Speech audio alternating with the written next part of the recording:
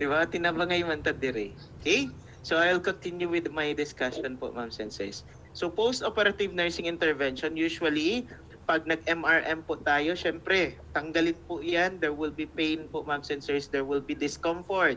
Not only because of the surgical site, but because of the mga kuan nato, mga drains po nato, Ma'am Sensors. Dagad yung nag-drains pag mag-MRM tayo or mag-radical mastectomy tayo. May mga drains po yan dyan. Okay? So there will be discomfort and there will be pain po, Ma'am Sensors. So the number one goal for our post-operative nursing intervention is to relieve pain and discomfort po, Ma'am Sensors. Usually the patient has a different na mga analgesia po, Ma'am Sensors, to control the pain po, Ma'am Sensors. Okay? Then next, maintain skin integrity. Yes, we need to maintain skin integrity para hindi po magkaroon ng erosion, hindi po tayo magkakaroon ng non-healing wound po, Ma'am Sensors, at magre-recover yung patient natin. Prevent infection or injury. Yes. Promote positive adjustment and coping po, Ma'am Sensors, kasi magkakaroon po talaga ng disturbed body image yung ating patient nito. Okay? Hindi man nila po maipakita po, Ma'am Sensors, but usually the patients will undergo depression. Okay? Kasi tinanggal kaya yan. Loss of organ ka po kaya yan. Okay? Tinanggal po. Okay? Then, yun lang pala ang asset ng ating patient. Tinanggal pa po. Diba? Lisod na siya. Okay? Then monitor drainage and monitor bleeding po, Ma'am Sensors. Usually, meron tayong mga GP drain, soft drains. Sino-sino dito ang nakakuan na po ng merong breast, nag-MRM, post-MRM patients? Sino dito ang nakaano na? Post-MRM? Wala? Diba? Sayang naman, wala yun. Diba? Okay? Usually, meron po talaga yung mga drains po, Ma'am Sensors, that you are going to monitor. Meron po yung mga JP drain, soft drain, hemovac drain, unsa-unsang drain dira. Meron pa talagang mga Penrose drain po, Ma'am Sensors, na naka-floppy dressing lang. Matingala na lang mo, basa na kaayo, i-change lang nila. Then, aday tubo dito, naka-usli lang. Pwede po yan. Okay? So, you need to monitor that one po, Ma'am Sensors. Okay? Yan. Okay, prostate cancer. Questions, prostate cancer naman eh. Any questions with regards to breast cancer?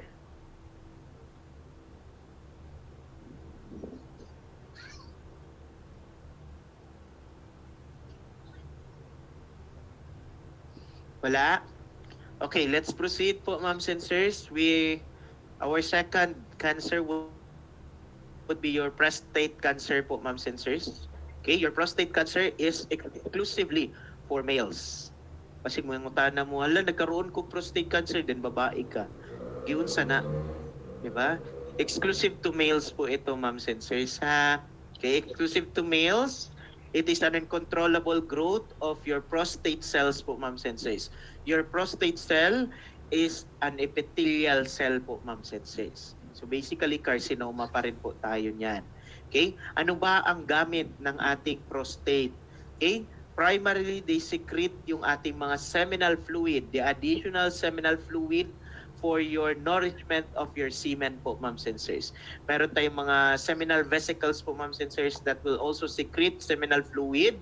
Pero yung ating prostate will also secretes its own seminal fluid po, Ma'am Sensors. Usually high in nutrition po yan para hindi po mamamatay yung mga semen po, Ma'am Sensors. Okay? It is located just below your urinary bladder. Okay? And sits atop your ano ba tawag, shaft? Ano ba tawag na? Basta yung inside of the shaft. So as you can see here, para dili na mo makuhan sa mukha sa akong kwat eh. Where's my mukha? Oy, mouse. Lagutan ni mouse niyo eh. Di makita. Diba? Ayan, di ba? Laki masyado. Okay. So hindi nakikita. Nakikita ba ang aking ano? Nakikita ba ang aking mouse? Ito.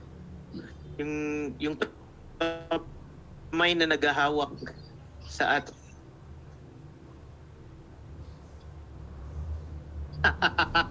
sa mukha. Oh, di ba? Oh, manita ng testing. Okay, ayan. Okay? So as you can see, this is your prostate po, ma'am sensors. Okay? It is just, ano ba tawag niya na, ang harap po niya, anterior po niya is your anterior pelvis po, ma'am sensors. Itong nandito. Okay? So if ever mag-enlarge po itong ating prostate po, ma'am sensors, wala po yung papuntahan dito. Tingnan nyo lang po yung kamay na naghahawak dyan po, ma'am sensors, ha? Okay? Ayan. Okay? So hindi na po yan pupunta sa anterior side, pupunta lang po yan sa likod po, ma'am sensors. That's why one of our tests to check for the enlargement of your prostate is to dito sa anal area po, ma'am sensors, your DRE, your digital rectal exam. Hahawakan po nila yung side na to po, ma'am sensors. If it is too enlarged po, ma'am sensors, makakapa niya po talaga yan. Okay, kasi wala pa po yung pupuntahan sa anterior area, sa likod yun na siya muadto. And usually, itong nandito po, ma'am sensors, kasi straight po yan, if ever mag-enlarge po yan, magkakaroon ng deviation. So basically, yung ating urethra will now become narrowed. Kung if ever malaki po yan masyado, then madi-displace na po talaga yan at mako-close na po yung ating urethral opening po, ma'am sensors. Kaya hindi na po makakaihi yung ating patient po, ma'am sensors. Okay? So that is your prostate po, ma'am sensors. Okay? Importante po siya sa ating reproductive at saka sa ating urinary system po, ma'am sensors. For the males. Okay? Kasi wala naman pong ganyan ang females po, ma'am sensors. Walang ganyan ang females. Okay. Uncontrolled. Usually, nagkakaroon tayo ng healthy prostate po, ma'am sensors. Okay. Leading to your enlargement. Okay. It can either be hypertrophic, pero usually it can lead to your hyperplasia. Leading to your dysplasia.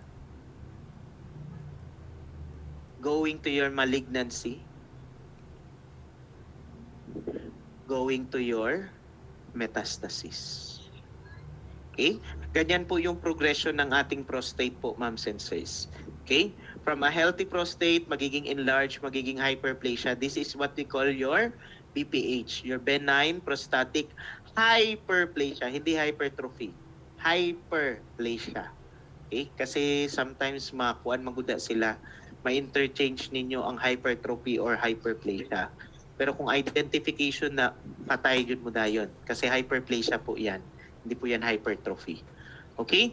So, second leading cause of death in the males po natin, 80% of cases diagnosed after the age of 80 po, ma'am sensors. When we say 80%, basically ang risk factor natin is increasing age po, ma'am sensors. Because naturally, the prostate will go enlarge po, ma'am sensors, as the age increases po, ma'am sensors.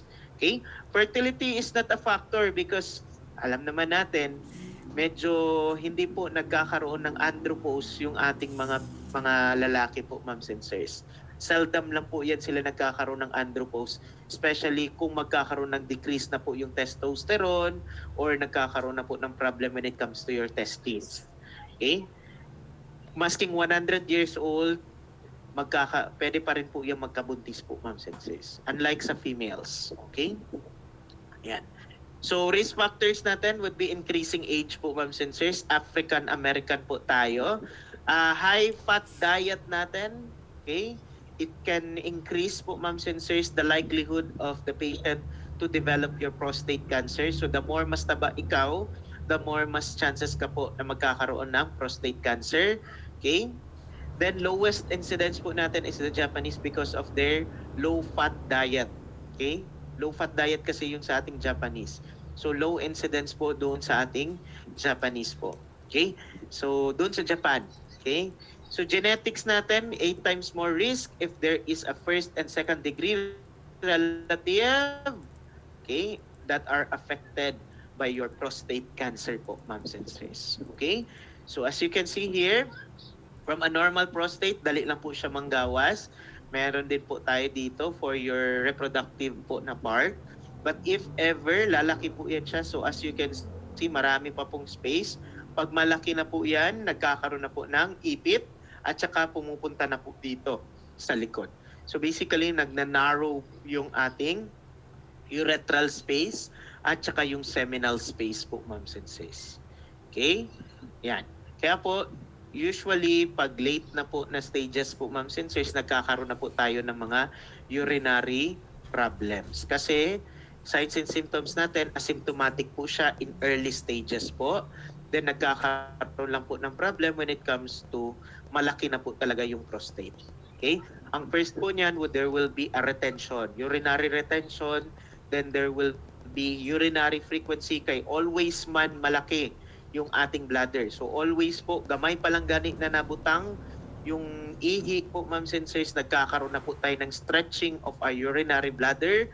Kaya there will be an urge to urinate. Mauna always magsihig adto sa CR, pero not fully matanggal po, ma'am sensors. Konti lang po ang natanggal na tubig, nag-relax na dayon ang ato ang urinary bladder po, ma'am sensors, kasi nag-narrow na po. Natanggal, then nagdagdag na naman, urinary frequency na naman. Okay? Because of the narrowing po natin ng ating urethral space, nagkakaroon tayo ng urinary dribbling. Meaning tulo-tulo na lang ang mugawas sa ihi po, ma'am sensors. Okay? Gusto mangihi ni tatay, pero yun lang po, parang dribble na lang po talaga. Nagatulo-tulo na lang. Parang gripo gani na wala gani ng tarong gani ang gasket. Yan, nagatulo. Yan, okay?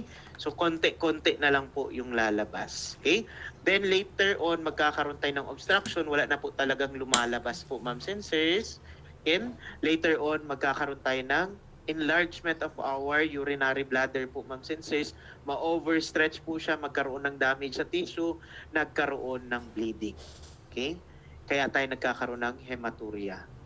Okay? Probable magkaroon ng inflammation yung urinary bladder, nagkaroon ng cystitis yung patient. Okay? Bone metastasis is a very common metastasis when it comes to your prostate cancer. It's not only because of our proximity, but also doon po sa ating pwede magud siya diri sa mga lagyo po, ma'am sensors, mo adto po, ma'am sensors. But usually it's because of yung blood, okay? Yung ating connection po, ma'am sensors, it's more of papunta sa ating bones po, ma'am sensors. Okay? Kung magkaroon na po tayo ng bone metastasis, okay, especially sa ating hip area, magkaroon tayo ng hip pain, pwede din po back pain if ever papunta doon sa ating vertebra po, ma'am sensors. Okay? Magkakaroon tayo ng weight loss kasi magkakaroon po yan ng changes doon po sa ating tawag nito? Ating intestine po, ma'am sensors. Okay? Magkakaroon din po tayo ng perineal and rectal discomfort po, ma'am sensors, because of the compression. Okay? So, diagnosis natin, we have your DRE, your digital rectal exam. So, as you can see here, this is your digital rectal exam po, ma'am sensors. Okay? Usually, kung magdi-DRE yung patient, yung doktor natin, guys, usually white gloves po talaga ang ibibigay natin, hindi yung blue. Okay? Kasi hindi natin ma-determine agad-agad if it is bleeding or not. Okay? So usually, white yun ang ginagamit po sa mga doctors. Okay? Then we have your biopsy. Pwede tayo through your cystoscopy.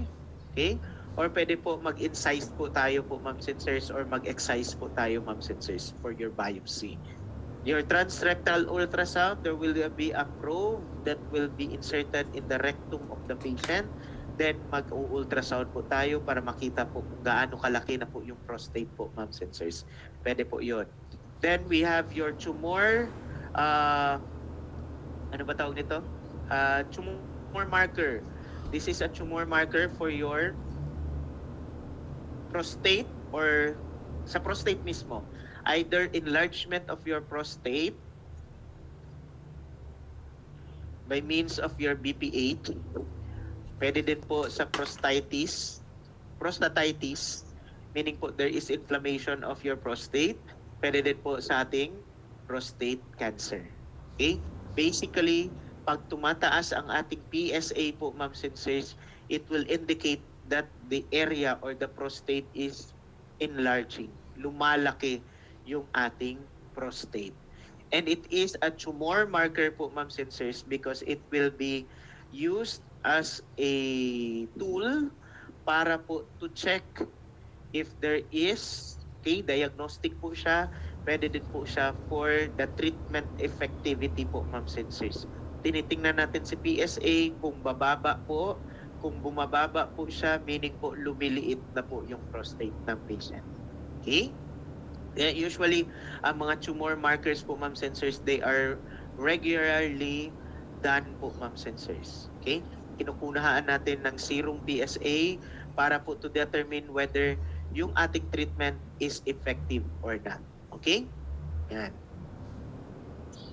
Okay. We can also have yung ating mga ano ba tawag nito? Blood chemistry. We have your acid phosphatase and your alkaline phosphatase po, ma'am and sirs. If taas yung ating acid phosphatase po, ma'am and sirs, usually it is predictive na meron tayong metastasis either doon sa bones or doon sa lungs or depende po yan kung saan po, ma'am and sirs. Pwede po yan sa ating acid phosphatase. It is not merely on the bones. But if ever mataas yung alkaline phosphatase natin and then nag-bone scan po tayo, then nakita natin that there is already involvement on the bone, then there is a bone metastasis na po sa ating prostate cancer. Usually for patients with BPH or kaya yung mga suspected na merong prostate cancer po, ma'am and sirs, we usually perform yung alkaline phosphatase at yung acid phosphatase po, ma'am and sirs. If ever mataas si alkaline phosphatase, then baka magbo-bone scan po yan, ma'am and sirs. Then it will indicate na meron po tayong bone cancer. Okay? So as you can see here, dito po sa ating maliit pa lang po yan. Later on, lumalaki po, ma'am and sirs, nang lumalaki and there will be involvement on the different areas. Okay? Until po nagkaroon na po ng regional invasion. Natamaan na po yung rectum po, ma'am and sirs, at saka yung bladder. Okay? Ganon. So management natin for your prostate cancer po, ma'am and sirs, we have number 1 would be your pomegranate juice po, ma'am and sirs. This is under study pa po. Okay? Yung pomegranate natin is like this. Yung marami masyadong seeds. Okay? It is not usually seen in the Philippines. Nasa labas po yan. Pomegranate juice, di ba? Social. Okay? And dilipid pwede yung mga powder form po, ma'am and sirs. Grabe na yun, oy. Buwan na chilay, powder na lang. Okay, hindi po yung powder. Dapat po yung tunay po talaga na pomegranate po, ma'am and sirs. In one of the study po kasi, it shows na it decreases your PSA. Kung mag-decrease ang PSA, meaning po nag-decrease ang size ng ating prostate. Okay?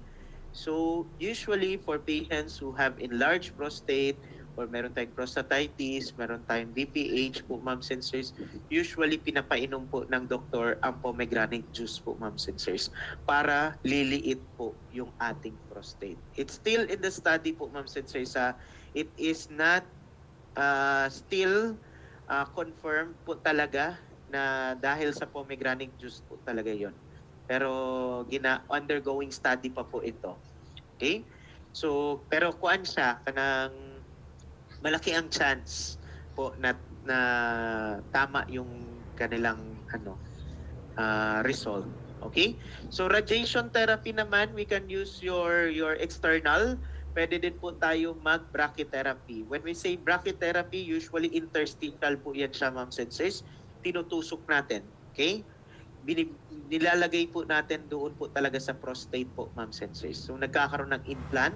Pwede din po teletherapy po, ma'am and sirs. Okay? Then we have your surgical treatment po, ma'am and sirs, which is your radical prostatectomy. Hindi po tayo nag-use ng TURP, transurethral resection of the prostate.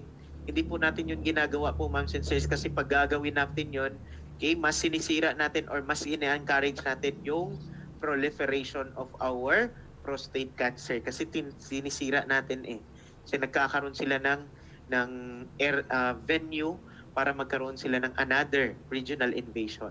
Kaya usually ang ginagawa po is radical prostatectomy. When we say radical prostatectomy, tanggalin po natin ang whole na prostate po, ma'am sensors, together with the seminal vesicle po, ma'am sensors, sa likod.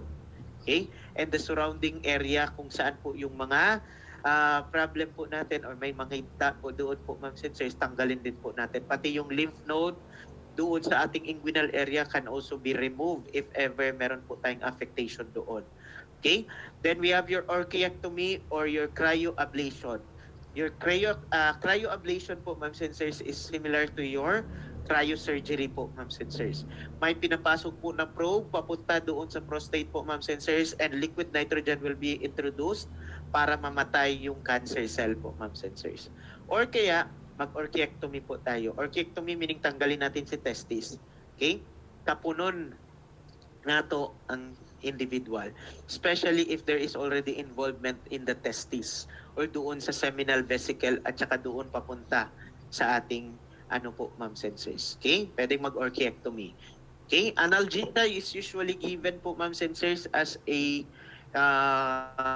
adjunct para po to control the pain of our cancer. Then we have use of chemotherapy. Ang chemotherapy po natin na gina-use po, ma'am sensors, okay? Usually this is done po, ma'am sensors, if ever we have an invasive na prostate cancer po, ma'am sensors. If it is still CIS or still nakikita po natin doon sa prostate area lang po, it's contained in the prostate area, then we can use your teletherapy or your brachytherapy. Pag makita po nila na parang invasive na po, then we can have our chemotherapy na po. Then lastly is your hormonal therapy. Sa hormonal therapy, sino ba ang nag-i-increase ng growth or nag-i-increase ng size ng ating prostate? It's your increased number or increased level of your testosterone or your androgen po, ma'am sensors. So ang ibibigay po natin would be anti-androgen na mga hormones po, ma'am sensors. Okay? Like for example, your luteinizing hormone, releasing hormone that will stimulate yung release of your LH, your luteinizing hormone po, ma'am sensors. Okay? Sir, meron din po palang luteinizing hormone ang mga lalaki? Yes po, ma'am sensors. Okay? Actually, ang gamit po ng luteinizing hormone po sa mga lalaki is that it will inhibit or it will control the release of your androgen po, ma'am sensors. Okay? Sa anti-androgen naman po, okay, it will bind on the receptor sites of the testosterone po natin or androgen po, ma'am sensors. Thus, hindi na po lalaki yung ating prostate po, ma'am sensors. Okay? Yan. So, nursing problem, altered urinary elimination or altered urinary elimination. Kasi usually po, ang first po talaga na makikita natin when it comes to your enlarged prostate po, ma'am sensors, will not be the pain. But there will be a urinary elimination, altered urinary elimination. Yan po yung pinakauna po talaga natin na makikita po, ma'am sensors, if there is enlarged prostate. Okay? Susunod na po yan si pain. Okay? Kaya po nauna si altered urinary elimination. Okay? Next would be your sexual dysfunction and your body image disturbances po, ma'am sensors. Kasi usually if you have prostatitis, if you have BPH po, ma'am sensors, or you have a prostate cancer, usually yung libido ng patient natin will also go down po, ma'am sensors. Okay, bababa po yung libido nila at saka maglilimp po yung kanilang maglilimp yun siya. So magkakaroon tayo ng body image disturbances po. Okay? Then urinary retention and altered role performance po, ma'am sensors. Okay? So questions, clarifications?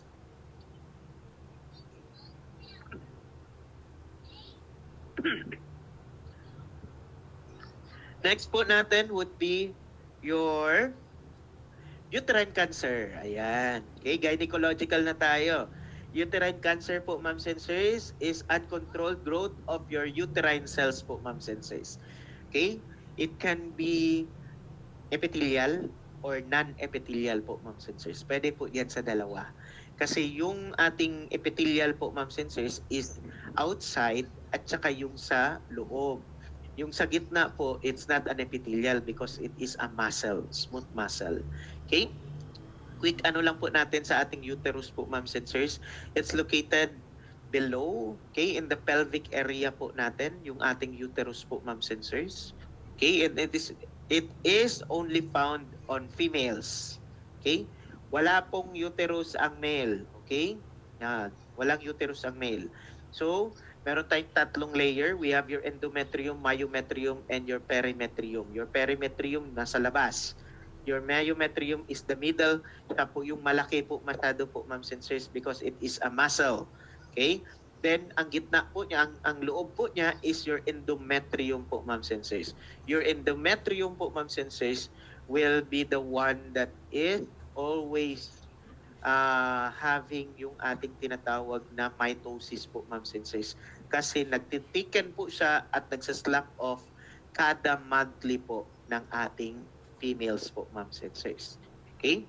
So if you are going to look at the three areas of our uterus, sino po ang grabe na magkaroon ng uterine cancer? Diba, sa cancer natin, kung sino yung mabilis masyadong magkaroon ng mitosis, siya po ang pwedeng magkaroon ng cancer po, ma'am and sirs. And out of that three po, ma'am and sirs, yung endometrium po yung grabe. Okay? Kasi monthly po tayo nagkakaroon ng changes in the endometrium. Kaya po, cancer of the endometrium usually ang uterine cancer. The most common gynecologic cellular aberration. And usually, adenocarcinoma po yan siya. When we say adenocarcinoma, it is the endometrium po talaga po, ma'am and sirs. Kasi glandular po yung ating lining po doon po, ma'am and sirs. Adenocarcinoma. Okay? Ayan. Okay? So risk factors natin, we have your early menarche and late menopause, similar to your breast cancer. 'Di ba? Halos parehas.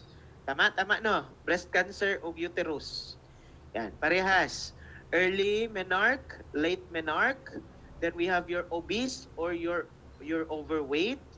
Never had kids. Missed periods po, ma'am and sirs. Basically, lahat po ng situation na mataas ang estrogen can contribute to your uterine cancer development. Okay? Pag mataas ang estrogen po, ma'am and sirs, pwedeng breast cancer, pwede din pong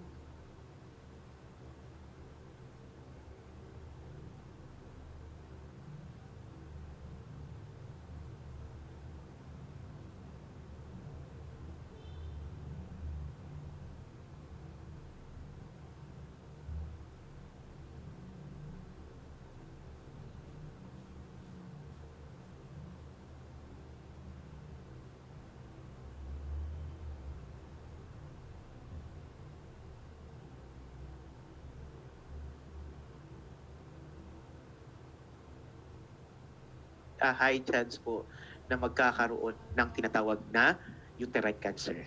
Okay? Missed periods, like for example sa mga PCOS po, ma'am and sirs. Okay? It's because of this one. Sa mga PCOS kasi meron tayong growths of the ovary. Okay? Kaya tayo nagkakaroon ng PCOS. Okay? Yan. So, kung meron tayong ovarian neoplasm or ovarian tumor or ovarian cancer po, ma'am and sirs, syempre tumataas yung estrogen po natin. So most likely, magkakaroon tayo ng development of your uterine cancer din po, ma'am and sirs. Okay? Yan. So bladder infections, yes, pwede po, ma'am and sirs. Bladder infections, especially kung viruses, it can be attributed doon sa ating oncogenic virus Curie po, ma'am and sirs. Okay? Then we have your spotting and vaginal. Ito siya, it's more of a signs and symptoms. Okay? Spotting or abdominal vaginal bleeding po. It's a signs and symptoms po yan. Okay? Cumulative exposure to your estrogen. We have your familial tendency. Then we also have yung ating tinatawag na DM, hypertension, gallbladder diseases. These are all medical conditions. Comorbidities po, ma'am and sirs. Okay? It will increase yung ating pagtaba, especially yung gallbladder disease po natin. Po, ma'am and sirs. Marinig yung ng mga bata? Wala. Wala, no? Okay, very good. Okay, kusog na kailan tingog. Sabi na og na, oh, that's good. Okay? Yan. So, DM, hypertension, and gallbladder diseases, medical conditions po ito, ma'am sensors. Okay, yung gallbladder natin, usually, okay, pag meron tayong gallbladder disease, there's a high chance po na magkakaroon tayo ng fat. Okay? So basically, pag mataas yung fat po, ma'am sensors, mas tumataas din po yung estrogen level natin. Okay? Ovarian neoplasm, decreased sex hormone. Okay? Basically, it will increase yung estrogen po natin. Then yung tamoxifen naman po, it will block doon lang po sa receptors sa breast, but it will not block the receptors in your uterus. Kaya lahat po ng estrogen na dapat pupunta sa breast, pupunta po sa uterus po, ma'am senses. Kaya there's a possibility na magkakaroon po talaga tayo ng tinatawag na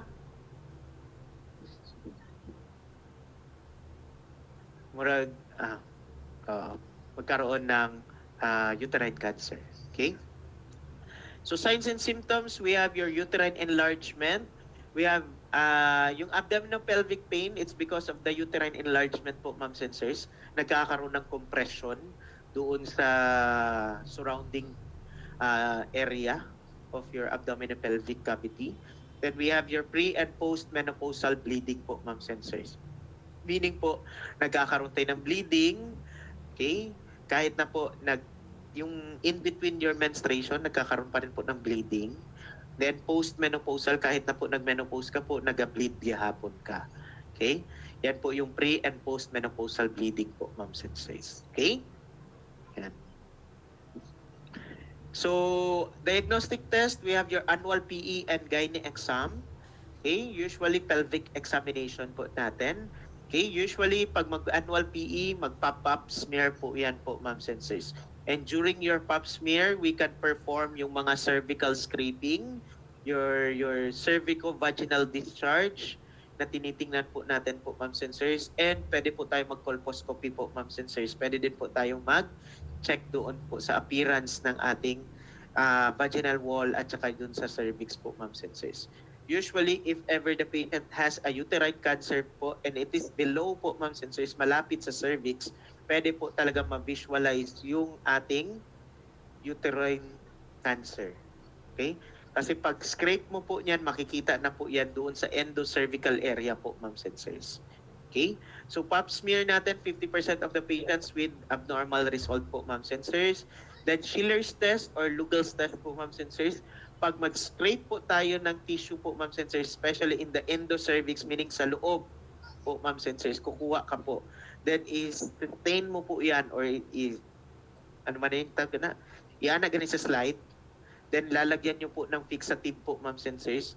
Okay, yung mga cancer cells po, ma'am sensors, will not get stained. Okay? So dili sila, magre-resist sila sa stain po, ma'am sensors. Kung titingnan po yan ng doktor doon sa microscope, wala po silang makikita. Okay? Kasi wala pong kapit na stain po, ma'am sensors. Kung normal cells po yan, pagkita po nila, makikita po nila na violet po yan or any color po yung ano man yung fixative na nilagay po, ma'am sensors. Okay? Ayan. So MRI and CT scan, this will evaluate po yung ating mga inside po, ma'am sensors. Like for example, yung cancer natin, uterine cancer natin is in the fundal area, fundic area of the uterus. Nasa taas, wala dito sa my cervix area. So makikita po natin yan siya. And also if ever there is already myometrial invasion or lymph node involvement po, ma'am sensors. So makikita natin ang staging of our uterine cancer po, ma'am sensors. Okay? Then we have your CA125. Your CA125 po, ma'am sensors, is a tumor marker. Kung ang PSA is a tumor marker for your prostate cancer, your CA125 po, ma'am sensors, is a tumor marker for your gynecological malignancies. And also, basta po ano siya, CA125 po natin po, ma'am sensors, is more of the abdominopelvic organs. Okay? So, kasali si stomach, kasali si colon po, ma'am senses. Nandyan po yan sa CA125. So, if ever mataas ang CA125, probable po na meron tayong stomach cancer, probable na may colon cancer tayo, or may gynecologic problems po tayo. Okay? Then, also, sige na lang. Kasi wala na ako nabutang de sa kuwan, no? Namang ito different na mga tumor markers na tayo CA19-9, then naapod tayo CEA, then naapod tayo CA15-3. CA HER2 naapod ta basta dagan pa ni siya. Okay? Yung CA19-9 po, ma'am senses, usually it's attributed to your colon cancer. Okay? Colon cancer, yung pancreas, more of the abdominal area po yung CA19-9. Okay? Yung CEA naman po natin is more of the colon din po. Baka kasi hindi ko nasali doon sa colorectal. Yung CEA, more of the colon din po. Then CA15-3, okay? Doon po yan sa ating breast. Okay? Breast cancer. Ayan. Then,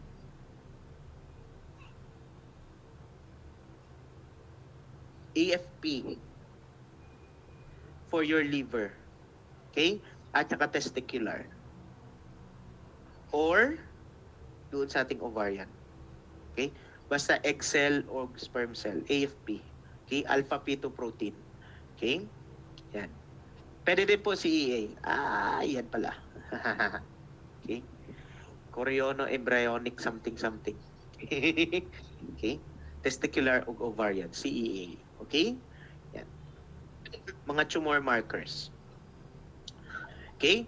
So management natin would include use of chemotherapy, take hormonal po, ma'am sensors. Usually ang hormone po na ginagive natin would be anti-estrogen po, ma'am sensors natin. And yung mag-decrease ng estrogen level. Yan po yung binibigay natin. Emphasize on the follow-up care. Yes po, ma'am sensors. Radiation, it can be external or intracavitary. If it is in the neck po, ma'am sensors, so as you can see, di ba, nagpangit po ang cervix if ever ganito. So pag mag-pap smear, makikita din po yan. Di ba? Ganyan lang. Okay? So if ever intracavitary, lagalagay lang po yan dito po, ma'am sensors, and magkakaroon na po yan ng radiation therapy po. Pwede din po tayo mag-external. Then we have your utmost psychosocial support. Then sa surgery naman po natin, it's more of a primary treatment / your prophylactic po, ma'am sensors. Okay? If ever tala po yung gagamitin natin, your total abdominal hysterectomy, meaning po tanggalin lang po natin sa uterus, then that is a primary treatment. Pero kung TABSO po yan po, ma'am sensors, your total abdominal hysterectomy, bilateral salpingo o oophorectomy, tanggalin lahat ng gynecological organ of the female, then that is already prophylactic. Okay? Primary plus prophylactic. Okay? So interventions for your chemo treatment po natin, usually hindi lang po ito sa ating uterine, but also true to all po, ma'am sensors. Okay? Mag-serum cream, BUN, magnesium, calcium, potassium po tayo. Usually, nag-check po talaga yan for the initial or baseline data po natin po, ma'am sensors. Then if ever matapos po tayo ng chemotherapy po, ma'am sensors, at may makita po tayo na problem, like for example, mahina ang ihi ng patient, nagkakaroon ng electrolyte imbalance, then i-recheck po nila yan po, ma'am sensors, para makita nila if there is already damage on the different organs of the body. Okay? Sa chemotherapy, yes, mag-gloves po talaga tayo. We need to hydrate and we need to monitor our INO. Okay? Usually, if the patient is having catheter po, ma'am sensors, then mag-chemotherapy tayo. Usually po, kailangan po ng Teflon catheter, hindi po yung rubber catheter po, ma'am sensors, kasi pwedeng malanay ang rubber catheter. Okay? Sige. Next would be your liver cancer. Okay? Liver cancer, kaya pa?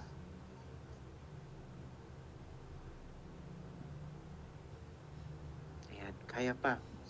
Last na bitaw, sorry lang. Kaila ko na si Ma'am ko, ano, Jaira. Diba? Sige lang, love man kaniho ko. Sorry lang.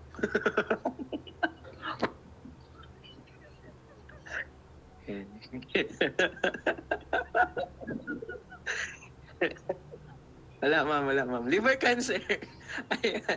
A rare form of cancer with a high mortality rate.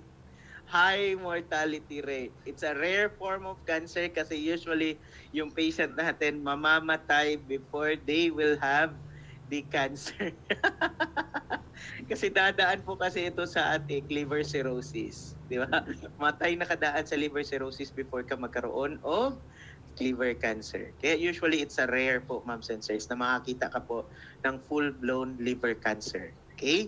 So 90% arises from the liver parenchyma or your liver cells, which is your hepatocytes po, ma'am sensors.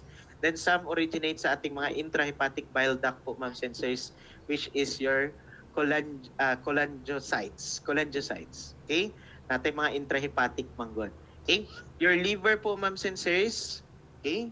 Yan. Your liver has 4 lobes po, ma'am senses. There are two main lobes if you are going to look at it in the superior part po, ma'am sensors. Meron tayong right and meron tayong left. Mas malaki sa right compared sa left. But if you're going to look at it in the inferior part po, ma'am sensors, may 4 tayo na lobes. Meron tayong quadrate at meron din tayong caudate din po, ma'am sensors. Your quadrate is the anterior part and your caudate naman po is in the dorsal part po, ma'am sensors, sa likod. Okay? So, yun po yun.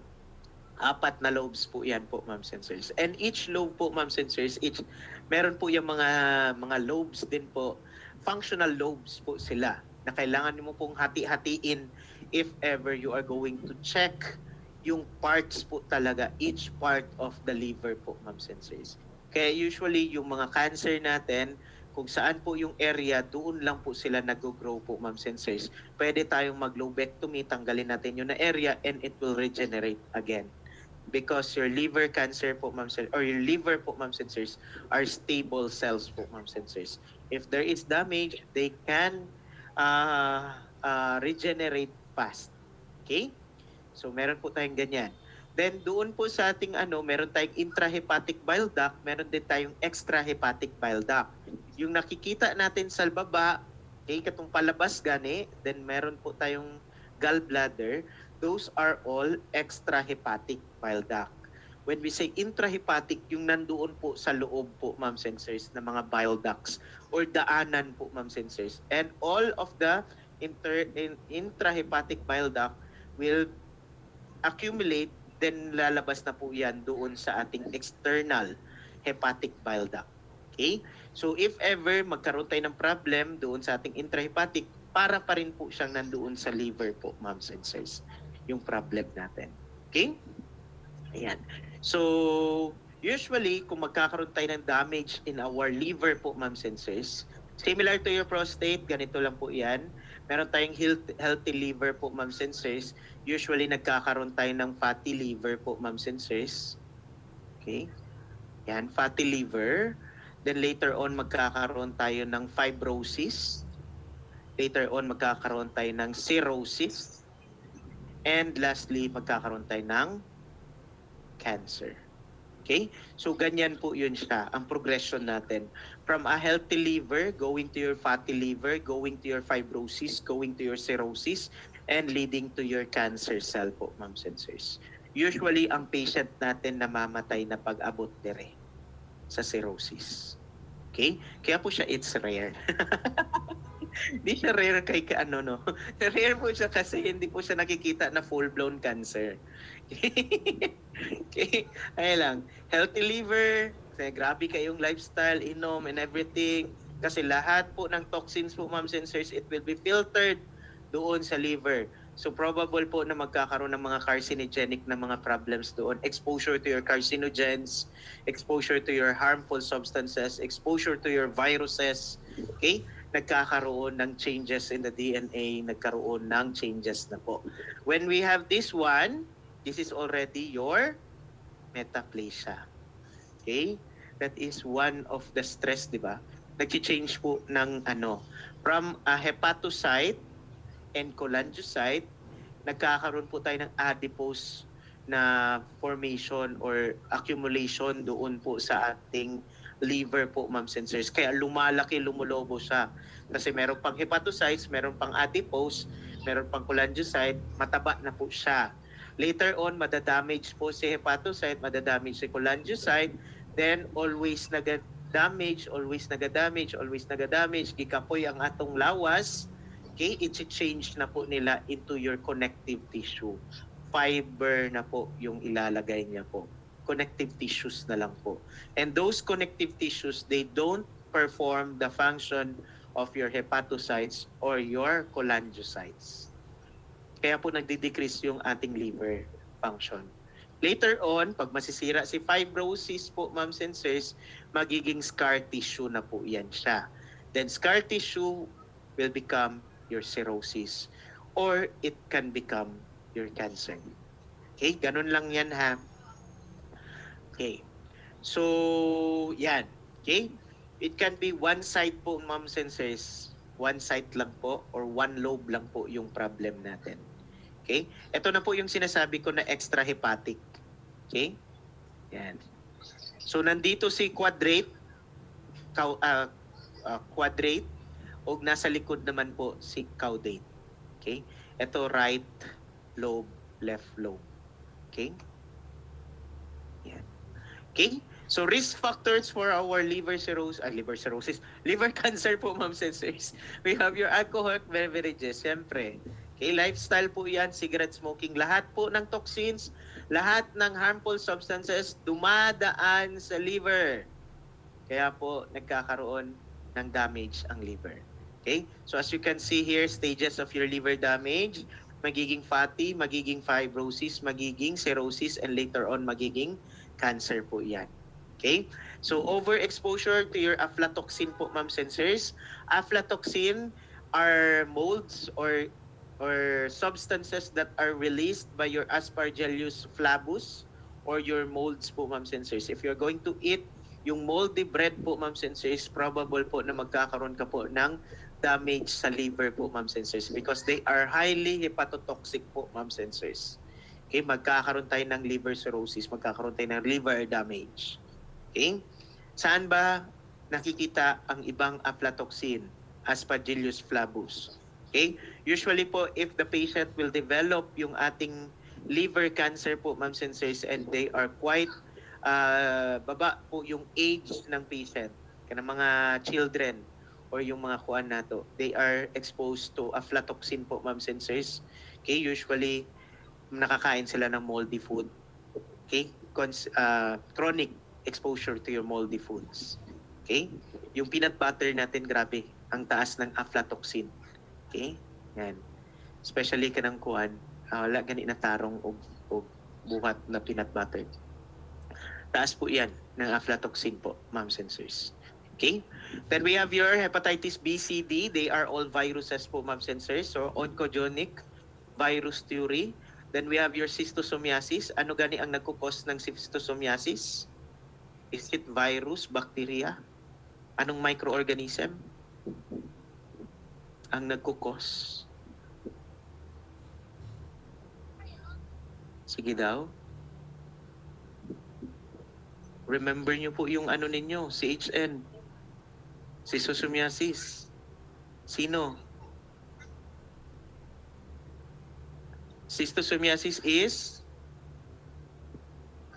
parasite, di ba? Protozoa. Yan, okay? They are blood flukes po, ma'am and sirs. Okay? Blood flukes, schistosomiasis. Meaning, they enter doon sa ating blood vessels po, ma'am and sirs, and they will stay on the portal vein po, ma'am and sirs. Pag magstay sila sa portal vein, masisira po yung ating liver po, ma'am and sirs. Iba si liver flukes, iba din po si blood flukes. Okay? Schistosomiasis, blood flukes po yan. Sa portal vein po yan sila. They don't directly damage yung ating yung ating liver. Hindi sila pumupunta agad-agad sa liver. Nandun lang po sila sa blood vessels. Okay? Ang presence po nila na nandun sila, yun po ang nakakasira sa liver po. Iba si liver flukes. Okay? Inato na kuha nun kaysa CHN na siya. Okay? Then, it will lead to your liver cirrhosis, leading to your cancer po, ma'am sensors. Okay? Oncogenic foods, ayan, it can destroy or can alter yung DNA natin doon sa ating mga hepatocytes or cholangiocytes, thus leading to your tumor formation. Liver toxins like your vinyl chloride or your arsenic is very carcinogenic po, ma'am sensors. Hepatotoxic po yan sila. Nagsisira ng liver. Okay? So, two types of primary tumor for your liver po, ma'am sensors. Meron din po tayong secondary tumor ha. For all the secondary tumor, it is usually metastatic po. Okay? For your primary tumor, we have your hepatocellular carcinoma or your cholangiocellular carcinoma. Carcinoma? Carcinoma. Okay? Yan. So, signs and symptoms natin, abdominal mass, right upper quadrant pain, jaundice. Okay, nagkakaroon tayo ng obstructive jaundice po, ma'am sensors. Kaya nagbaback up po yung ating mga bile po, ma'am sensors, pumupunta po sa ating skin po, ma'am sensors, kasi doon po na-accumulate po. Kaya nagkakaroon ng jaundice. Okay? Anemia, your cellular aberration signs po, like for example, your weight loss, your fatigue, your anorexia po, ma'am sensors. Then we also have your portal hypertension. When we have portal hypertension po, ma'am sensors, there is already enlargement of your portal vein po, ma'am sensors. Pag mag-enlarge po yung portal vein, saan po papunta yung ibang ano po sa portal vein po, ma'am sensors? Basically, it will go to the lahat ng ating mga kuan kasi doon pumupunta from your stomach, from your intestine, pumupunta po yan sa portal vein para pupunta po sa ating liver po, ma'am sensors. So kung magkakaroon tayo ng portal vein distension po, ma'am sensors, syempre magkakaroon tayo ng varices all over po, ma'am sensors. Then yung varices natin pwedeng mag-rupture, pwedeng magkaroon ng hemorrhage. Okay? Pwede din po tayo magkaroon ng ascites. There is already accumulation of fluid sa ating peritoneal space po, ma'am sensors. Okay? Yan. So, ascites, ayan po siya. Ayan o. Ayan. Spider webs, okay, abdominal varices, abdominal vein varices, okay. Yan. So diagnosis natin usually mag liver function test po tayo nito po, ma'am sensors. Then ayan po yung ating tumor marker, your AFP po, your alpha fetoprotein po, ma'am sensors. And the rest are all blood chemistry and liver function test po, ma'am sensors. Okay? Ayan. So, management natin, we have your surgery, treatment of choice. When confined to one lobe, we have your subtotal hepatectomy or your lobectomy. Pwede po tayo mag-lobectomy or subtotal hepatectomy. Okay, meaning po, part lang po ng ating liver ang tatanggalin natin. It will regenerate fast po, ma'am sensors. Pwede po yan. Okay? Pero pag meron na po tayong cirrhosis po, ma'am sensors, usually wala na po tayong magawa. Okay? And usually, di ba, ingon nato, cirrhosis will lead to your cancer. Kaya usually po, hindi po natin, usually it is unresectable na po talaga yung ating mga cancers po, ma'am sensors. Kasi pagtanggalin po natin, hindi naman po yan siya magre-regenerate kasi nagkakaroon na tayo ng fibrosis, nagkakaroon na tayo ng cirrhosis. Okay? So, di na yun natin na ma-reset. Usually, nagka-cryosurgery po tayo or nagli-liver transplant po, ma'am sensors. So, as you can see, tanggalin natin lahat together with your gallbladder at ililipat po natin yung bagong donor po na liver po, ma'am sensors. Okay? Siyempre, meron pa rin po tayong chances na magkakaroon tayo ng graft host ano tawag dito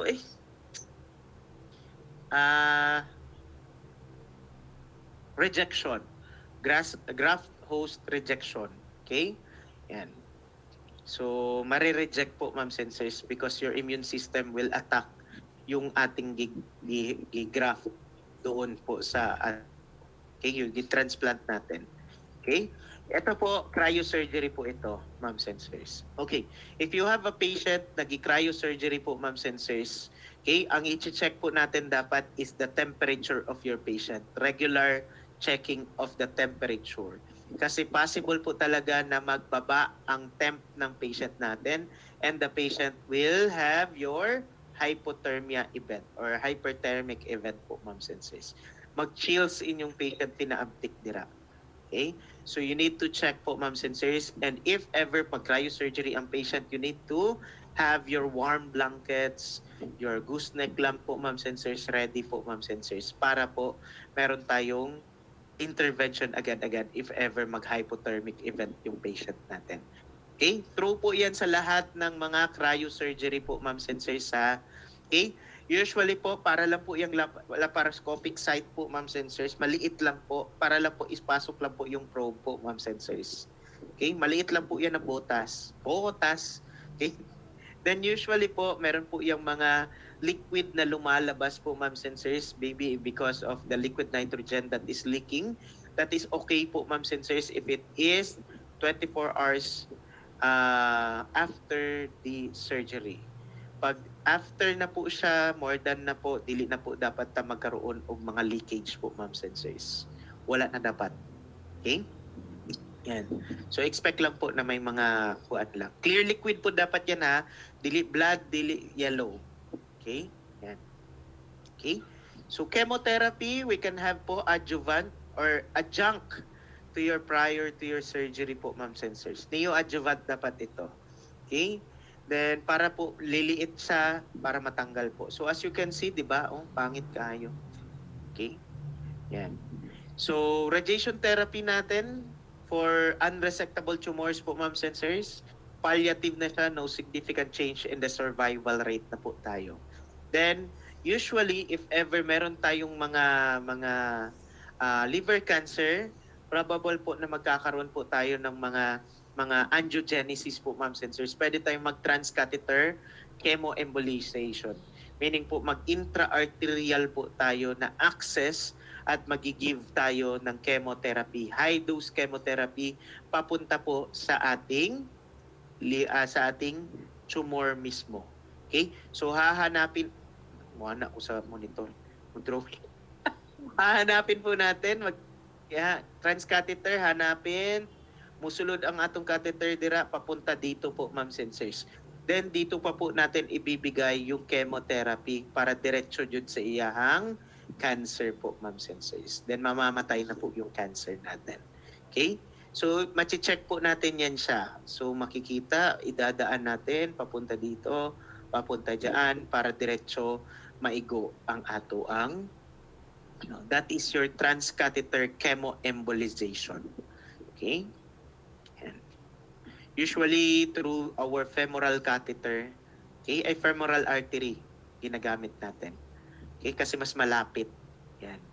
Diba? From your femoral artery to your inguinal po, ma'am and sirs, magaganyan na po yan, magiging descending aorta na po yan. So pwede tayong pupunta doon sa renal, pwede tayong mag-hepatic. So hepatic na agad-agad. Okay? Ganun lang. Doon lang kaayo. Okay? Pero jog, dali lang kayo, no?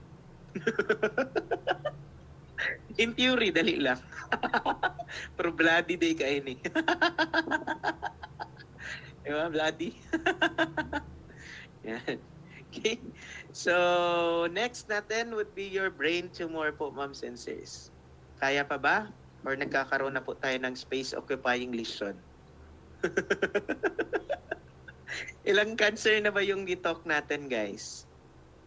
Ilang cancer na? Tumor. Okay, sunod ani. May cervical pa before lang. May dalawa pa. Okay, tapusin ko lang tong brain cancer. Then tomorrow na tong cervical at saka lung. Okay? We can have our tomorrow pa po. Okay? So, mabuhat. It's 5:58. Continue na ta para mahumatag 6:30. Okay lang? Ayan. Okay. Saan ba tayo? Ay, ano cervical na ni? Ayan. Para malibat mo. Okay, ayan po. So next po natin na cancer po, ma'am sensors, would be the brain tumor or brain cancer po, ma'am sensors. In our brain po, ma'am sensors, meron tayong different kinds of cells, di ba? Meron tayong dalawang cells po, ma'am sensors. Two types of cells. We have your neuron and we have your glial cells or supportive support cells. Okay? Yung glial cells natin, kasali dyan si microglial, si astrocytes, oligodendrocytes, Schwann cells. Nandiyan po yan lahat sila sa glial cells po, ma'am sensors. Your neuron is amitotic. So they will not divide. So basically, they are not the cause kung bakit tayo nagkakaroon ng brain tumor. It's in your glial cells po, ma'am sensors, or support cells ang nagkakaroon ng brain tumor. So basically, si astrocyte pwede, si oligodendrocyte pwede, pwede din po yung ating something sa ating meninges. Sorry, di na lang ako ma-remember. Basta letter E po yun. Ependymal. Ependymal cells. Yung nagkikreate ng CSF. Yan. Okay? So, pwede po yun sila. Pwede po si Schwann cell po, ma'am sensors. Okay? Na magkakaroon ng damage in the DNA. Kaya nagkakaroon ng uncontrolled na mga cellular growth po, ma'am sensors. Okay? Ayan. Okay? So, ang glial cells po, ma'am sensors, it can be sa ating CNS, it can also be in our PNS. Depende na po yan siya. Okay? Pero, ang ginatok natin dito would be your brain tumor. That would be your CNS po, ma'am sensors. CNS. Brain po siya. Pwede din po yan sa ating spinal cord. Okay? Pero we'll talk about the brain po muna. Okay? So, localized intracranial lesion that occupies space within the skull po, ma'am sensors. That is your brain tumor po, ma'am sensors. We do have two types of brain tumor.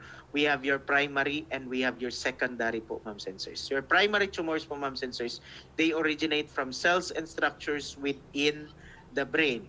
Pwede po sila sa glial cells, pwede din po sila doon sa lining of our protective po, ma'am sensors, which is your meninges po, ma'am sensors. Pwede. Pwede din po doon sa mga cranial nerves po natin na support cells po, ma'am sensors.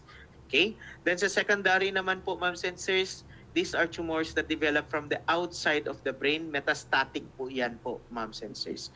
So as you can see here, sa ating sample po, ma'am sensors, nagkakaroon tayo ng space-occupying lesion. Tumor po yan po, ma'am sensors. At lahat po ng matatamaan or lahat ng makompress po, ma'am sensors, mawawala po yung function or magkakaroon ng problem or magkakaroon ng alteration sa kanilang function po, ma'am sensors. Yung brain natin, grabe ka-complex po, ma'am sensors. Each part of the brain has different function. So, signs and symptoms for your brain tumor po, ma'am sensors, is also dependent kung saan po located at gaano kalaki at sino yung na-compress na mga parts ng brain ng ating tao, ng ating patient. Okay? So wala tayong definitive po talaga na mga signs and symptoms po when it comes to your brain tumor po, ma'am sensors. Although, meron po tayong mga altered na mga consciousness, okay, level of consciousness, mga behavioral changes, irritability, mga headache po, ma'am sensors na nandoon. Okay? General lang po yun sila. Okay? Pero kung kaasa po magkaroon ng brain tumor po, ma'am sensors, sino yung na-compress, yun po mga specific na mga signs and symptoms. Okay? So, groups of tumors that sa ating brain tumor po, ma'am sensors, sa mga primary, we have your arising from the coverings po natin, we have your meningioma, then arising from your cranial nerves, pwede tayong mag-acoustic neuroma, pwede tayong mag-vestibular schwannoma, Schwann cells gikan, schwannoma. Okay? Then we also have the originating from your brain tissue, your gliomas po, ma'am sensors. Your astrocytes, okay? Yan, nandyan po yan siya. Then we have your metastatic. Okay? Then, ang cause po ng ating brain cancer po is still unknown. Lahat po ng cancer natin, ang cause is unknown. 'Di ba? Idiopathic. Yan, ang sarap ng mag-ano, no? Anong cause ng ano? It's unknown. 'Di ba? Anak man jud na basta autoimmune ug ang ating cancer po, that is all idiopathic. Okay? Idiopathic. Okay? Metastatic cellular aberration is the most cellular aberration in the brain po, ma'am sensors. Malaki po masyadong chances na yung patient natin, if ever malignant siya ha, okay, mas mataas po ang chances na it's because of your metastatic cellular aberration compared to your primary po, ma'am sensors. So mas maraming secondary compared to your primary. So 25% of people with cellular aberration develop brain metastasis. And if there is already affectation sa ating brain, then bababa din po yung life expectancy ng ating patient po, ma'am sensors. Okay? Kuan siya. Significant ang iyahang pagbaba sa life expectancy. Okay? So, types of your tumors, we have your malignant, cancerous, infiltrating po siya. Then we have your benign, which is non-infiltrating and it is usually encapsulated po, ma'am sensors. Usually, yung mga primary tumors natin po, ma'am sensors, are benign. Kaya usually, pag nakikita, incidental finding, pag CT scan, uy, may nakitang tumor, ang liit ng tumor po, ma'am sensors. Pero hindi po yan gagalawin ng mga doctors because it's very, very small and the likelihood of the patient to die or to lose a function po, ma'am sensors, is very high compared to our removing of our cancer po, ma'am sensors. Kaya usually pinapalaki pa nila yan before nila tatanggalin po, ma'am sensors, yung mga brain tumor pag makita nila na maliit. Okay? And usually po talaga benign po talaga yung mga tumor natin. Kaya usually may mga craniotomy, evacuation of tumor na mga ngunana ang ato ang mga cases po, ma'am sensors. Okay? So 60% of our tumors po, ma'am sensors, is on your gliomas. Okay? Gliomas, daghan na siya. Meron tayong glioblastoma, meron tayong astrocytoma. Astrocytes, then yung glioblastoma po natin is more of the oligodendrocytes or other na mga cells po that is within our brain po, ma'am sensor. Okay, it is a type of brain cancer po. It's the most common type of malignant brain tumor among our adults. Itong glioblastoma po natin. And it is worse po, ma'am sensors, because they are usually very aggressive. They grow fast and spread quickly. Itong glioblastoma natin. While ito naman pong ating astrocytoma po, ma'am sensors, okay, 70% are astrocytoma. They are usually benign. They grow very slowly po, ma'am sensors. Compare sa ating mga glioblastoma. Okay? Then ang ating meningioma naman po is more of the meningeal area po natin. Usually it's from your ependymal cells po, ma'am sensors, that create your CSF. Okay? Then we have your metastatic carcinoma.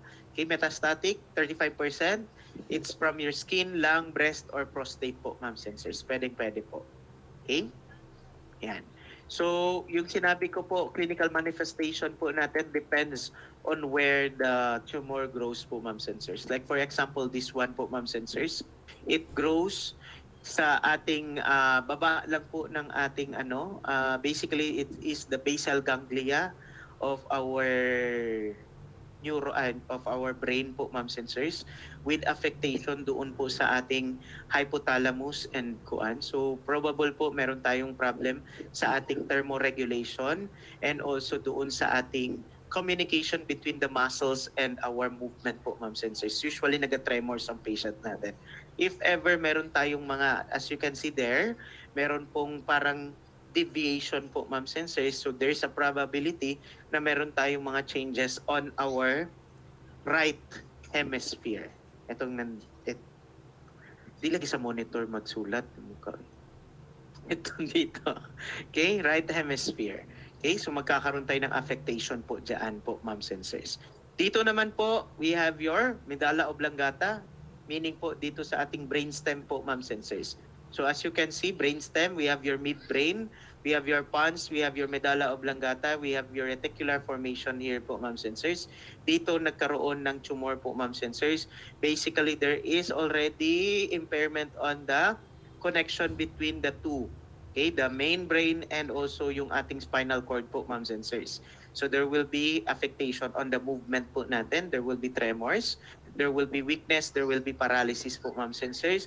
Meron din po tayong compression sa ating pons at saka sa ating medulla oblongata. So basically, yung RR natin, yung heart rate natin at yung BP natin is quite erratic din po. Usually, it goes down po, ma'am and sirs.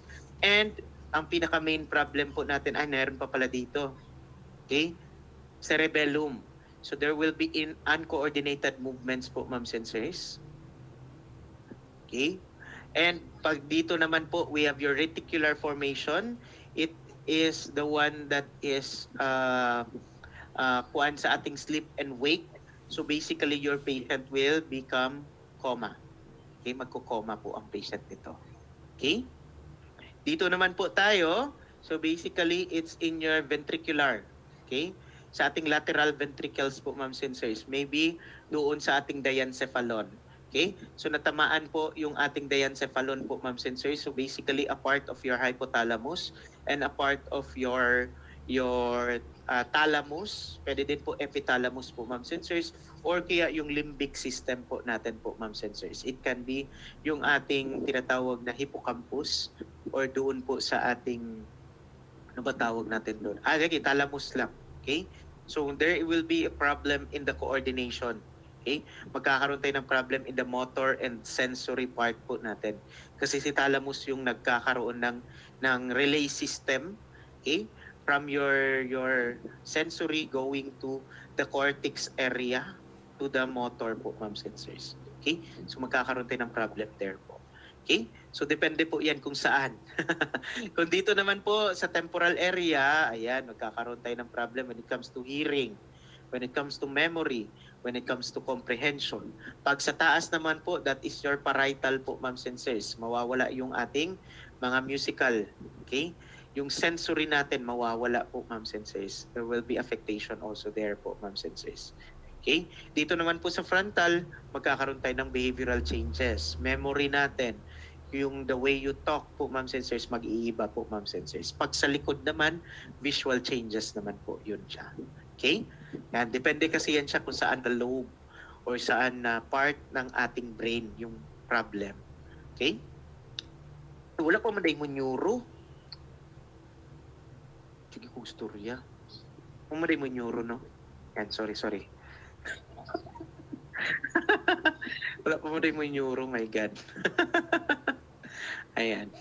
Like for example, this one po, ma'am sensors. Ayan, oh. Okay? So, nasa temporal area, nasa gilid po, ma'am sensors. So, probable, nawawala po yung auditory, nawawala si gustatory, nawawala yung mga ano natin. Okay? So, signs and symptoms result from your enlarging mass which compresses the brain structure po, ma'am sensors. Depend on the type of tumor, location, or degree of invasion and may be localized or systemic. When we have systemic po, ma'am sensors, it can be because natamaan yung ating hypothalamus, which natamaan din po yung pituitary gland po natin, which means natamaan yung ating main na endocrine system. Okay? Yan. So nagkakaroon tayo ng problem po doon. Okay? Then pwede din po, it's because of your seizure. Systemic po yan. Okay? Yan. So, doon sa ating actually sa kuwan pa rin ninyo, sa tinatawag natin na neurology, which is next sem po, ma'am sensors. Happy naman na next sem, so don't worry guys. This is just a preview. Okay? Doon sa ating cranial kuwan po kasi, cranial cavity po, meron tayong brain,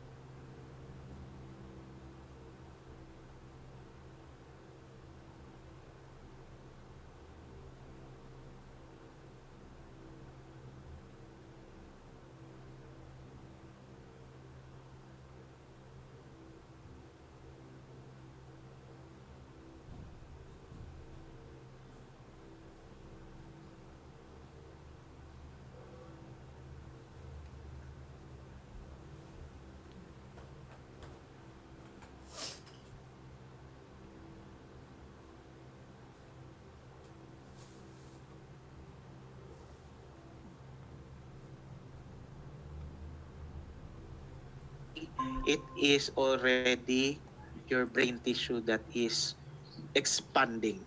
Kung nag-expand si brain tissue po, ma'am and sirs, dapat po si vascular at saka si CSF magko-compensate. But the compensation po, ma'am and sirs, okay, may limit po yan sila. Hindi po totally magka-cut off yung vascular, hindi po totally magka-cut off si CSF. So magkakaroon pa rin po ng malcompensation. Okay? Kaya po, if ever meron tayong increased ICP, ayan, magkakaroon tayo ng problem. Okay? Kay pagtaas ani, because pagtaas aning brain tissue, magbaba ning duha, pero still, yung ICP natin tataas pa rin po, ma'am and sis. Okay? So magkakaroon pa rin po tayo ng compression po, ma'am and sis. And the body will tell us, uy, kailangan natin ng oxygen, kailangan natin ng nutrients sa brain. So anong gagawin? Tataas po niya si vascular po, ma'am and sirs. Hindi na nila mataas si vascular kasi mataas na masyado si brain tissue. So magkakaroon tayo ng increased ICP. Tataas ang BP ng patient natin. Okay? So ganun po yan siya. Okay? So the number one natin na ano po ng ating increased ICP po, ma'am and sirs, the first signs and symptoms would be the restlessness and irritability po, ma'am and sirs. Okay? If ever significant po yung ating increased ICP, then we will have your headache. Okay? If ever mag-Valsalva maneuver tayo kasi mag-i-increase din po ang pressure ng ating ICP niyan, mas lalong mag-aggravate yung headache natin. Okay? Then we have your vomiting. Yung vomiting natin, it's not only yung ating suka lang na vomiting. It's projectile vomiting po, ma'am and sirs, because there is already compression doon sa ating medulla oblongata, which is the one that controls your vomiting po, ma'am and sirs.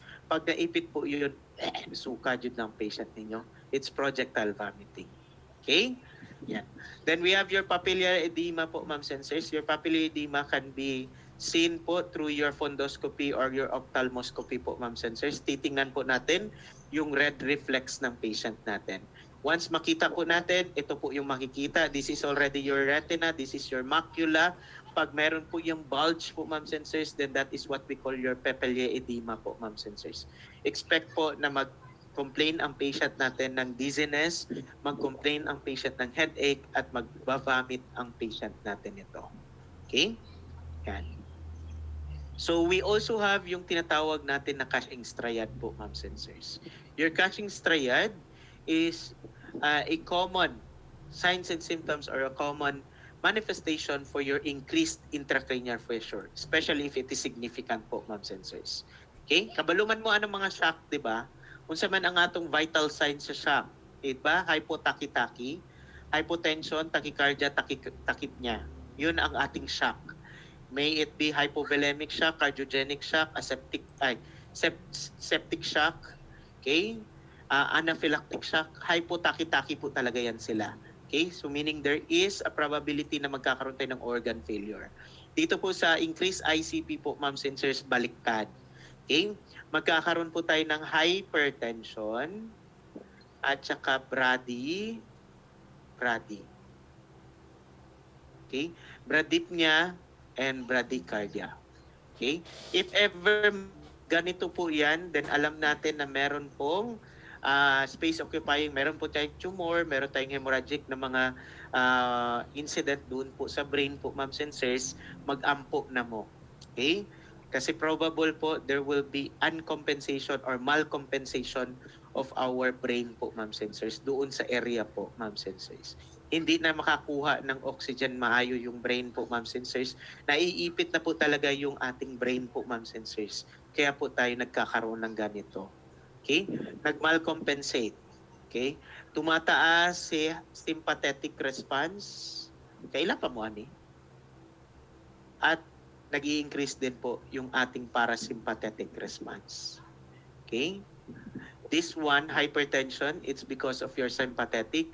And these two naman po, it's because of your parasympathetic. Mataas masyado ang BP po, ma'am and sirs, kasi in need ng ating katawan or in need ng brain ang oxygen supply po, ma'am and sirs. Kaya nag-a-activate si sympathetic. Pero doon sa ating heart po, ma'am and sirs, makikita po niyan na medyo mataas na po masyado yung blood pressure. So anong gagawin po ng ating katawan? It will now activate your parasympathetic para bababa si bababa si RR at bababa si heart rate po, ma'am and sirs. Para po itry nila baba si BP. Pero hindi po, ma'am and sirs. Kasi ito, nagiging positive feedback. Always nagkakaroon kasi deprived ng O2. Diba? Okay? So mataas masyado ang BP natin, it should usually widen yung ating pulse pressure nito. Okay? Usually 180 over 60, di ba? Ang taas. Di ba? 120 ang ating ano. Paano natin makuha si pulse pressure? It's your systolic minus your diastolic. Okay? That is your pulse pressure. Okay? Usually widened pulse pressure, mataas masyado, increased systolic BP po yan or increased BP. Then magkakaroon tayo ng altered breathing, usually below 12 po, ma'am and sirs. Ang ating RR po, ma'am and sirs. Until magiging 0. Okay? Dito naman po, usually it's below 60 ang ating pulse rate po, ma'am and sirs. It's a compensation. Okay? Ang problem po dito, magkakaroon tayo ng malcompensation, magkakaroon ng positive feedback, later on, delikado na. Okay? Ganyan po yung ano ng ating effect ng ating brain tumor doon sa ating brain po, ma'am and sirs. Kahit na po hindi brain tumor ha, anything that increases one component of the brain po, ma'am and sirs, can cause increase intracranial pressure. Okay? Kaya nag-talk tayo nito. Then we have your personality changes. Usually sa personality changes, it's in the frontal lobe po, ma'am and sirs, at saka dito po sa may parietal lobe po, ma'am and sirs. If ever na iipit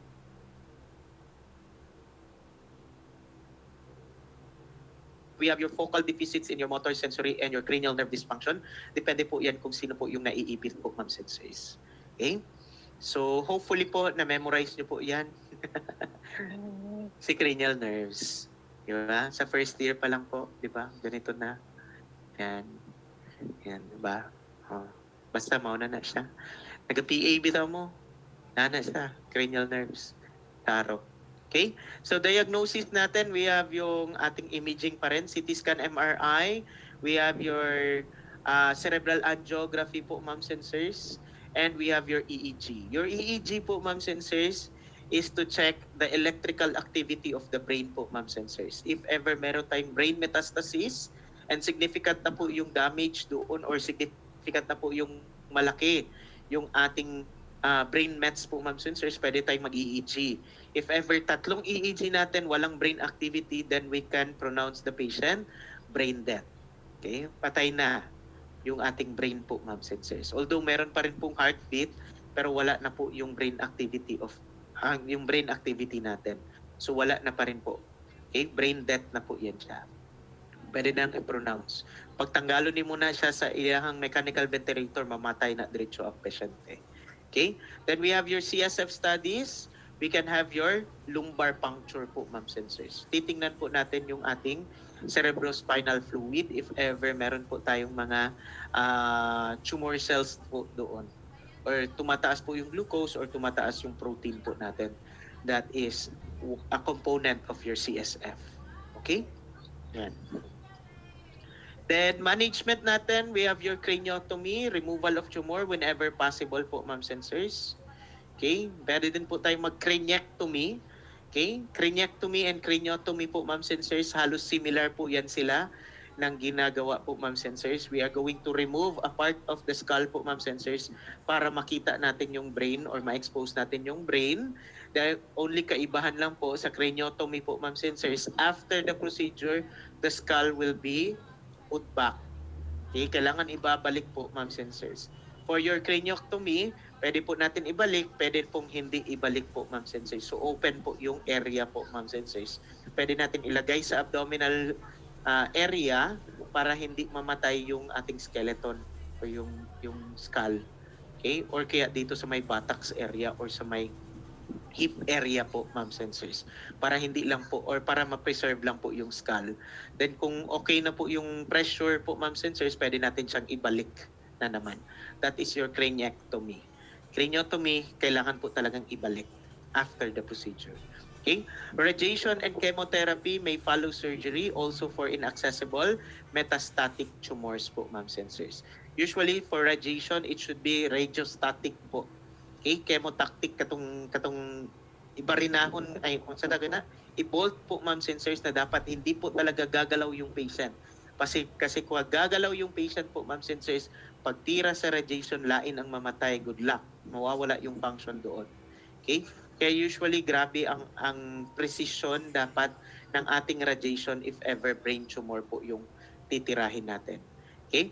Watch for wound breakdown and your increased ICP po, ma'am sensors. Very, very important, especially kung magkaroon tayo ng surgical treatment po, ma'am sensors, yung ICP. Okay?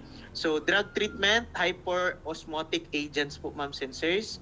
Basically, we are giving yung ating tinatawag na osmotic diuretic, your mannitol po, ma'am sensors, together with your loop diuretics, which is your furosemide, para mas lalong tatanggal ng fluid.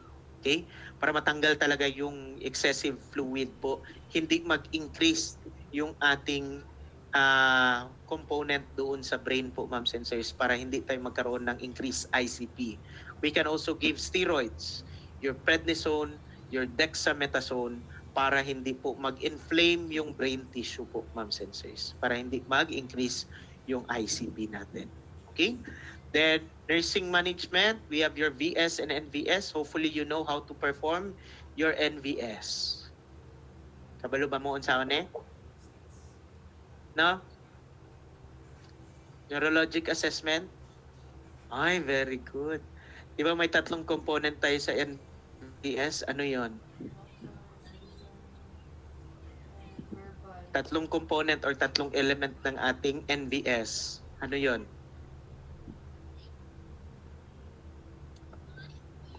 Sige daw.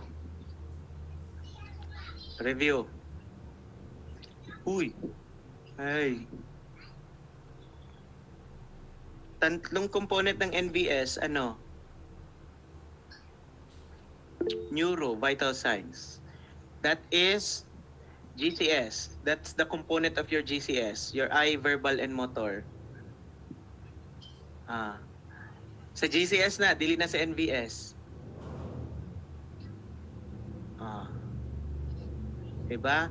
Sa ating NVS po, ma'am sensors, meron tayong pupillary reaction, meron tayong GCS, at meron din tayong muscle strength. Yan po yung NVS po natin. Okay? Yung yung GCS natin is just one component of your neurovital signs, which is the level of consciousness. Diyan na po yun pumapasok yung three components of your GCS, yung eye-opening, verbal response, at saka yung motor response po, ma'am sensors. Okay? Ganun yun ha. Yan, pagpatanungin kayo sa NVS, yung tatlo, pupillary reaction, GCS, at saka yung ating muscle strength po. Okay? Yan. So, ayan, ma-confused kasi kayo sa GCS at saka NVS. Yan. Okay? Watch out for increased ICP. Ayan. Very, very important. Increase ICP. Okay? Ayan. Administer meds as ordered, supportive care for neurodeficits. Yes, siyempre, magkakaroon po tayo ng neurodeficits, especially kung matatamaan po yung mga brain tissue po natin. Naipit na po, then nagkaroon ng ischemia po, ma'am sensors, mawawala na po yung mga function na doon. Okay? So basically, the patient will have a permanent or temporary neurodeficits. Hindi nila po malihok ang ilang right side of the body or left side of the body. Depende kung asan po yan siya, ma'am sensors, nagkaroon ng damage. Okay? Then we have your pre-op care or chemo care po, ma'am sensors. Yes, syempre. Then we have your psychologic support. Yes. It can be because of the neurodeficits or it can be because of your brain tumor mismo po, ma'am sensors, which is quite small. Kasi kung malaki na po yan, usually ang patient natin will not be able to talk to you. Kasi malaki na. Naiipit na, usually ang patient natin are already lethargic, Okay, is to purus na po yung patient natin, to pain na lang po. So wala ng psychological support. Okay, it can be pwede sa family. Okay?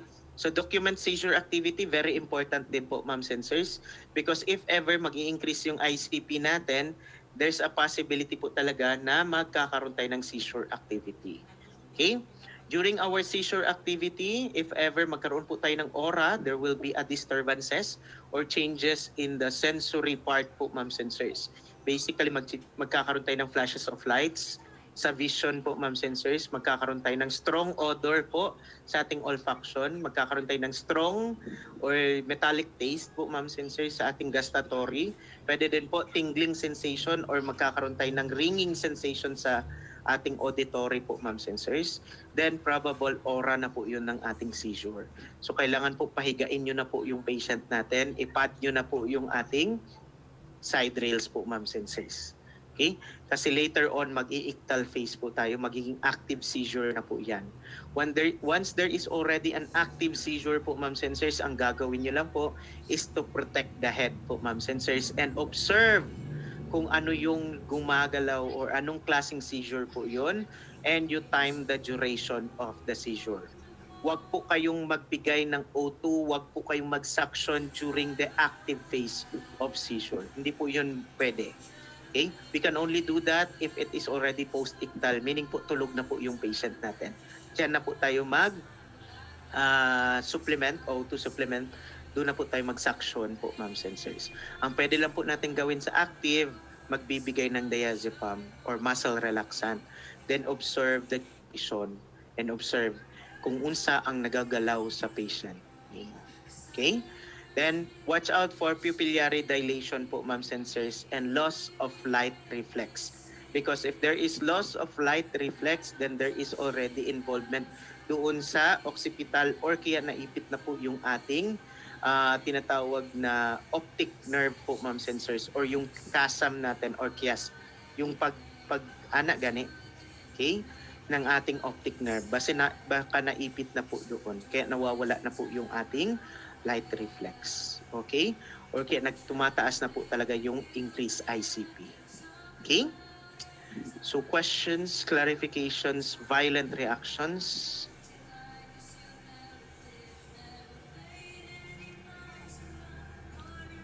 So kaya pa?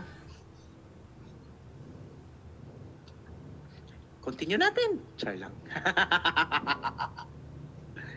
Continue natin. Cervical na tayo. Di ba? Cervical at saka ano. Okay. Okay. For tomorrow po, ma'am sensei, nakailang quiz na ba tayo? Mana ba taog koan? Anatomy and physio? Na quiz?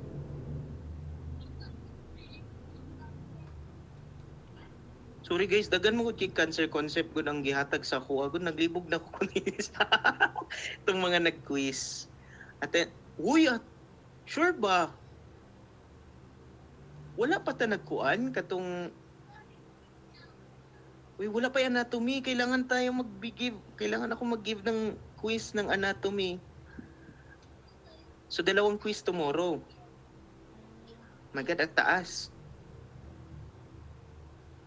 Sir, yung sa cells ben, sir? O, yung cells. Anatomy nga. Mana na, sir. Mana. Okay.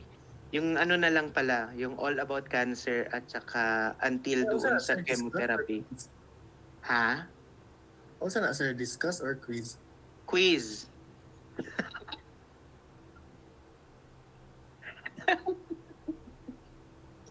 Yung quiz.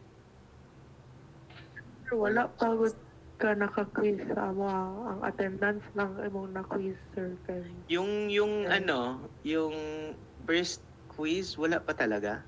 Wala pa, sir. wala sir Ay di attendance nagkuan lang. katong in your opinion what is Opo, attendance. yun lang. Yun lang. Yan lang po. Oh, okay. So, 2 pala tomorrow. Shit. Na makulit.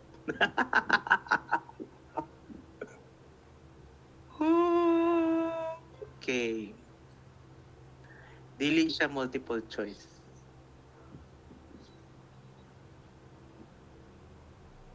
Mm-mm. Sige lang. Yung anatomy na lang natin, that will be asynchronous. Then Yung isa na lang kay Kuan. I-kuan ko na lang yun. Ay, yung anatomy na lang siguro ang aking i-quiz tomorrow. Then asynchronous na lang yung isa. Sige. Kay hantod 5:30 lamang gud ta tomorrow or 6. Kasi meron din akong ER concept. Sige, manana na lang atong buhaton. Wala pa jud di ay. Oh my God! Like, oh my God. Sige na lang. Kahila ko ni noon ko da. Chugas. Ay, nako.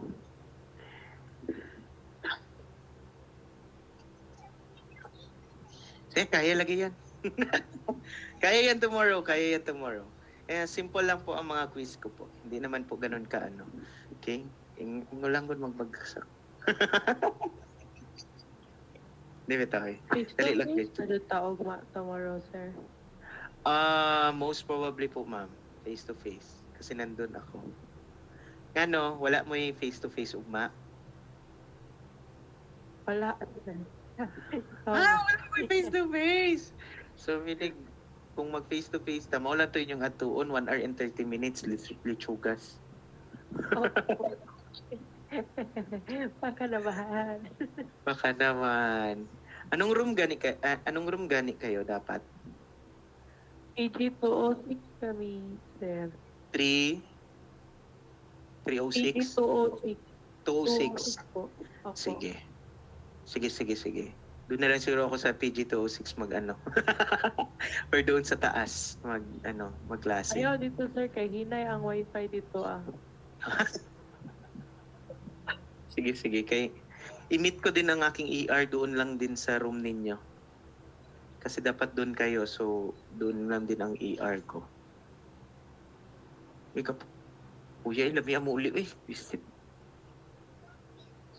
Pero antod alas 4, magkusipi, magkuugma. So, i-online na ni Mami Ugma, sir. Most probably. Sana mag-online din bukas, no? Katulad ngayon. Please! Guta ni lamian. Lamian labay.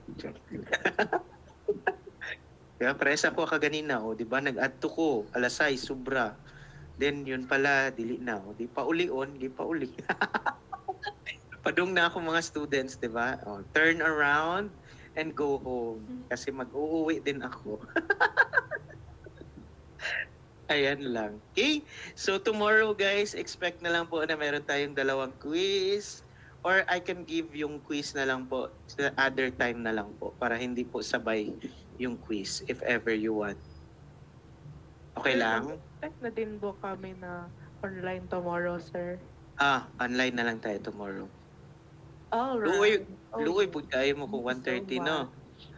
Kasaban kong kuan. Luoy, good kaayo, sir. Kasaban lagi kong ano. Kasaban ko ni kuan, ma'am, kung patuon ti kag 1:30, patay. Ayan, di ba? Si Betok Ingon. Regards. Sir, so ang quiz tomorrow, sir, kay Anatomy. Anatomy of... Definition of terms. Ayan. Mao lang, sir? Duha No ka lang. quiz? No lang. Sige, sir. 15 items yan ha. So, medyo mataas yung second. Ang first quiz kay anatomy, tapos ang second quiz kay definition of terms. No. Anatomy and definition, 15 items na yan. Then yung And then the isa, other quiz, sir. 15 items din. Yan. Ano ang coverage ng other quiz? From the start to From the the end. very Char lang. beginning. From the very beginning. Dili from the very beginning. From yung management, okay? Apil na tong characteristics going to the management. Yun. Okay? Wala na ako nag-quiz ng cellular aberration. Kasi usually ang mga exam kasi sa cellular aberration ginakuha. Okay? Yan. Then I will be sending na lang po yung last part. Tapusin na lang natin yung 2 tomorrow. Yung cervical at saka lung. Then isend ko na lang po yung last part which is 5 kabuok to. your gastro, your kuan, para pwede nyo babalik-balik to. Okay? Ano lang. Okay, medyo dugay-dugay pa pa yan. Salamat, Okay. sir. So, let's have our prayer po. Sino pong pwede kong ma-prayer dito? Ay, gusto na ko madungog na po ang tingog ni Kuan, ni Mr. Tubang. Yan. Sir, I miss you. Sige na, Christian. Sir, nadunggan na nimo kong tingong. Okay. Thank you. Prayer na, sir. Nice. Okay, let's go. Let us pray in the name of the Father, the Son, the Holy Spirit. Amen. Lord, we thank you for this very handsome, very generous, very kind teacher. Lord, we thank you that we have learned a lot, even though we also struggled a lot. Lord, as we take our quizzes for the next days, please guide us, please enlighten our minds and our hearts. And please help us always stay safe because the weather is not giving. Amen. In the name of the Father, the Son, the Holy Spirit. Amen. Nagsisi ko na ang ano ikaw akong gikuan. Woo! Okay. So guys, see you all tomorrow sa ating virtual ganito ito pa rin ang ating Google Meet pa rin po tayo tomorrow. Okay? So see you all and good luck po. Okay? You're all Bye, sir. dismissed Thank po. you po. Sige po. sir.